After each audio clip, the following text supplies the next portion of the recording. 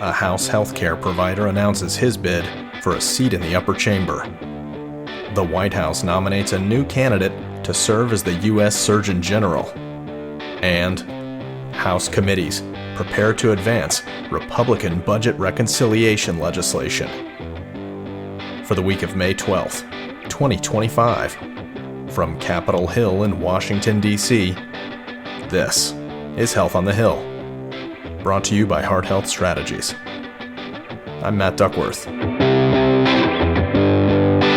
No one has talked about cutting one benefit in Medicaid to anyone who's duly owed. What we've talked about is returning work requirements. So, for example, you don't have able-bodied young men on a program that's designed for single mothers and the elderly and disabled. They're draining resources from people who are actually do that. So if you clean that up and shore it up, you save a lot of money and you return the dignity Kicking of work off this week's to young episode men. with news from Capitol Hill, where Republicans continue to work to advance a budget reconciliation package containing the spending and savings directives from the fiscal year 2025 budget resolution adopted in early April. The House Ways and Means Committee and the House Energy and Commerce Committee are scheduled to mark up their portions of the bill beginning on Tuesday at 2 p.m. The Ways and Means legislative proposal released in advance of the markup includes a provision to limit Medicare coverage to citizens and aliens meeting specific conditions. Additional changes may be made to the text through the markup process. The Energy and Commerce Committee markup is expected to run continuously through the night and into Wednesday with no breaks. The panel has been instructed to produce approximately $880 billion in savings over the next decade, which is expected to necessitate cuts to the Medicaid program.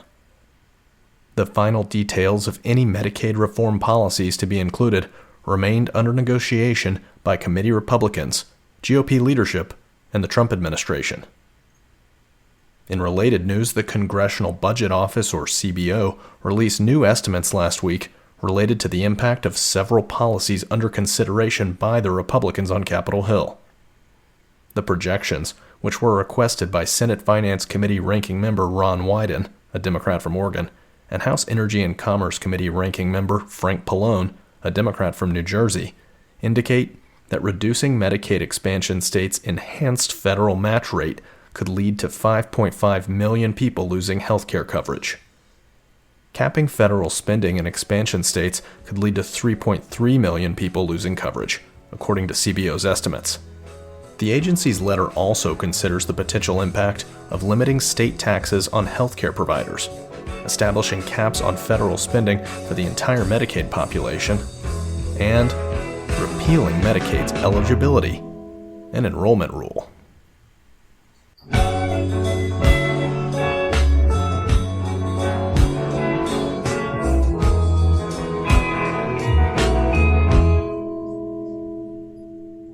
White House officials who are speaking on background, and a few of the different policies that will supposedly be in this executive order are directing the FDA to reduce the amount of time it takes to approve pharmaceutical manufacturing plants in the U.S., as well as directing the EPA to accelerate the construction of facilities related Shifting to news from the administration today, where President Donald Trump signed an executive order last week to limit federal funding for gain-of-function research.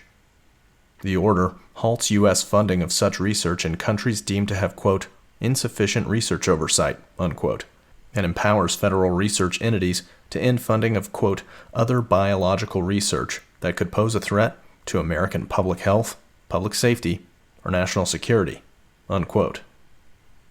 The second executive order issued by the White House last week aims to restore a domestic manufacturing base for prescription drugs, in part by reducing the regulatory barriers to construction. The order directs the Food and Drug Administration to reduce the amount of time it takes to approve domestic pharmaceutical manufacturing plants, and directs the Environmental Protection Agency to accelerate the construction of facilities designed to manufacture prescription drugs, active pharmaceutical ingredients, and other necessary raw materials.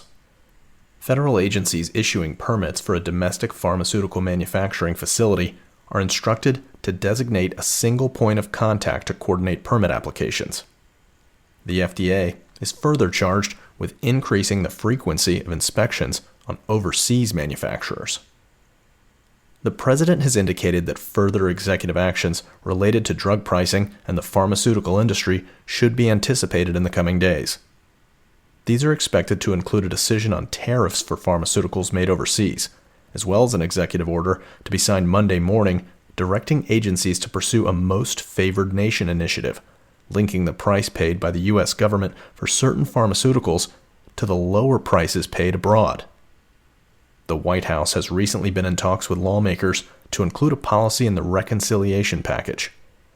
But the provision drew opposition from congressional Republicans.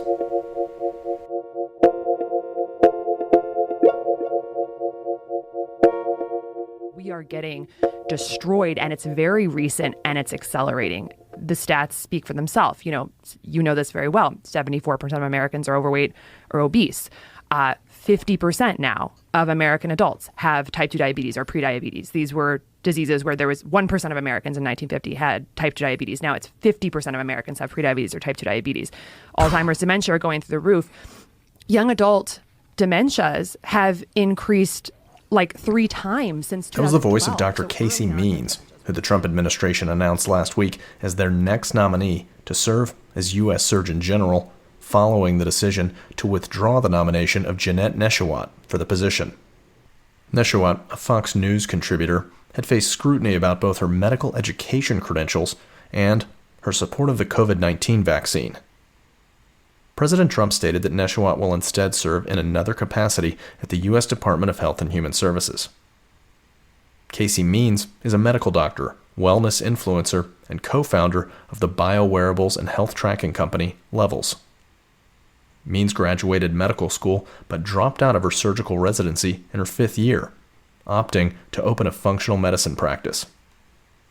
She's written in support of reforms to allow lawsuits against vaccine manufacturers for vaccine-related injuries and has called for investigating the current vaccine schedule. She's also a vocal critic of direct-to-consumer pharmaceutical advertising. She is the sister of Callie Means, who currently serves as a White House advisor. Well, they are making things worse. And let me preface this by saying that the Inflation Reduction Act, which, as you noted, is a misnomer, it's misnamed. It shouldn't be that at all. But and that's certainly not what it did. But that is, without question, in the 10 years that I served in the Georgia State Legislature, in the 10 years that I've been in Congress, it is the worst legislation that I have ever seen. At least the prescription drug portion of it is. What it is doing is killing cures. That was the voice of Representative Buddy Carter, a Republican pharmacist from Georgia, who last week joined Representative Jake Auchincloss, a Democrat from Massachusetts, in sending a letter to the U.S. Department of Health and Human Services, requesting that the administration examine the implementation of the Medicare Drug Price Negotiation Program and its impact on pharmacies. The lawmakers detail how the requirement that Part D plans pay pharmacies at no more than the Inflation Reduction Act's maximum fair price is unsustainable for pharmacies, as it requires the pharmacies to purchase medications subject to price negotiations at a high price and wait for reimbursement. The letter reads, quote, "We have an opportunity to reduce Americans' out-of-pocket costs and preserve healthcare access in rural America by preventing the pharmacy benefit manager's current unfair treatment of pharmacies." The letter goes on to say the Centers for Medicare and Medicaid Services can help the PBM reform effort by using its existing statutory authority to ensure that reimbursement rates and other Part D contractual terms offered to all pharmacies are adequate to allow reasonable patient access to prescription drugs and pharmacy services. Unquote. The letter was signed by a bipartisan group of 24 other lawmakers.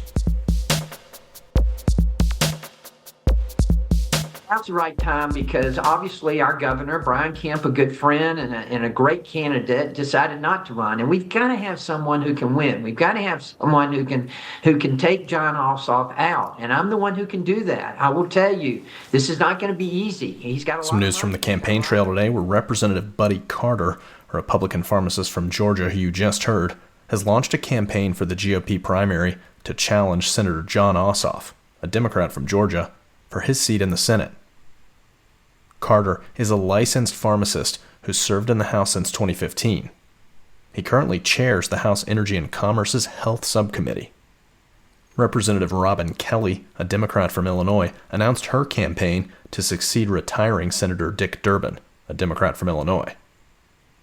Kelly stated that she's running for the Senate to, quote, fight for health care that doesn't bankrupt families, for wages that lift people up, for housing that's affordable, for neighborhoods safe from gun violence, unquote.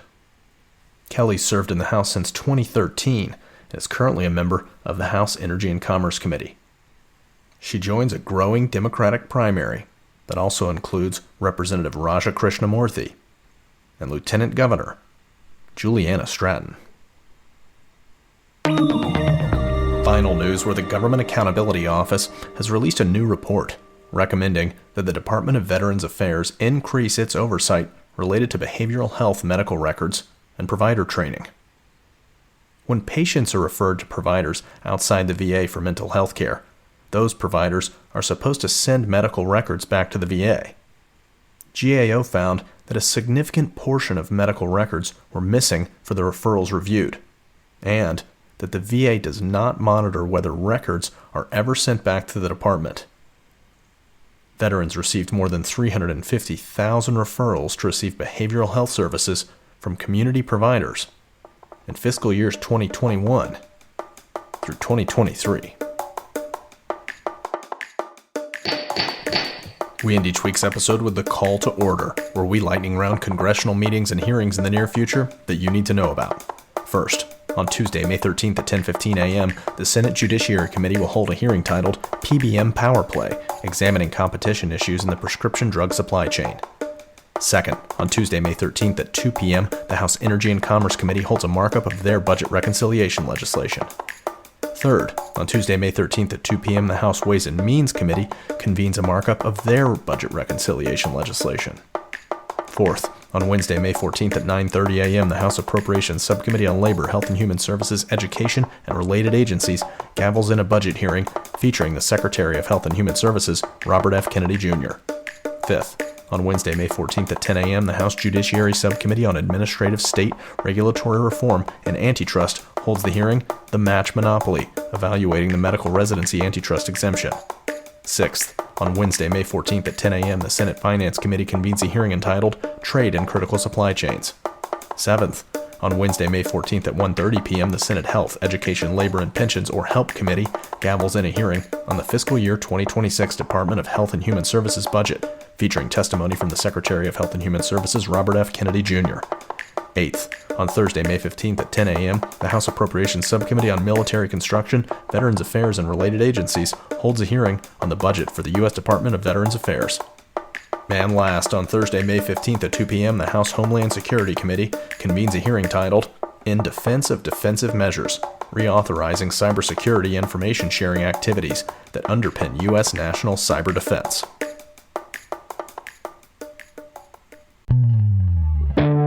Thanks again for tuning into this week's episode of Health on the Hill, brought to you by Heart Health Strategies. For more information on this week's healthcare happenings in the administration and on Capitol Hill, you can visit our website at hhs.com and click on the news section at the top of the page. You can subscribe anywhere you get your podcasts, including Apple Podcasts, Spotify, YouTube, and SoundCloud. Did we miss a story you wanted to hear this week? If so, email me at mduckworth@hhs.com, and we may include it in our next episode. Have a great week, and stay healthy.